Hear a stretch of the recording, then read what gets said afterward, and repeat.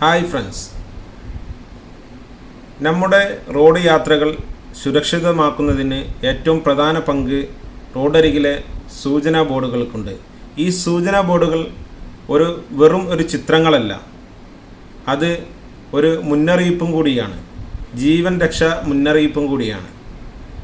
അത് ഡ്രൈവ് ചെയ്യുന്നവർ നിർബന്ധമായും പാലിച്ചിരിക്കേണ്ട സൂചനാ ബോർഡുകളാണ്. അതിനെ നമുക്ക് പ്രധാനമായും 3 ആയിട്ട് തരംതിരിക്കാം. അതിൽ ഒന്നാമത്തേതാണ് ഇതുപോലെ ചുവന്ന വൃത്താകൃതിക്കുള്ള ഉള്ളിലുള്ള സൂചനാ ബോർഡുകൾ.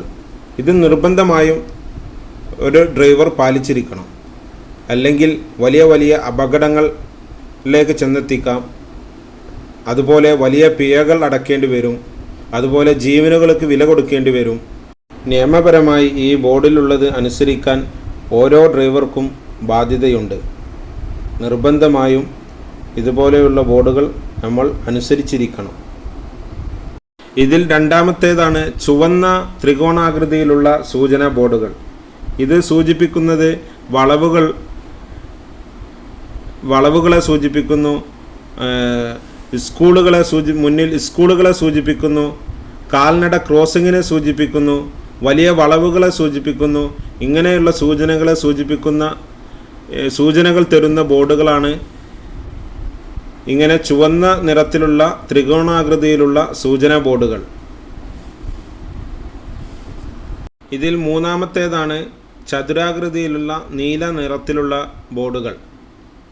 ഇത് പെട്രോൾ പമ്പ്, ഹോസ്പിറ്റലുകൾ, റെസ്റ്റിംഗ് പ്ലേസുകൾ, ഭക്ഷണം കഴിക്കാനുള്ള സ്ഥലങ്ങൾ, ഇങ്ങനെയുള്ളതിനെല്ലാം സൂചിപ്പിക്കുന്ന ബോർഡുകളാണ് ഈ ബോർഡുകൾ.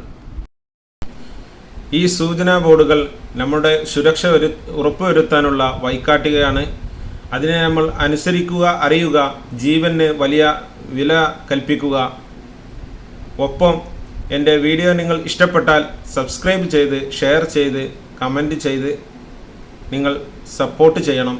ഇതുപോലത്തെ വീഡിയോ നിങ്ങളിലേക്ക് എത്താൻ നിങ്ങൾ ബെല്ലൈക്കൺ അമർത്തി ഓൾ എന്ന് പ്രസ് ചെയ്യുക. Thank you, by.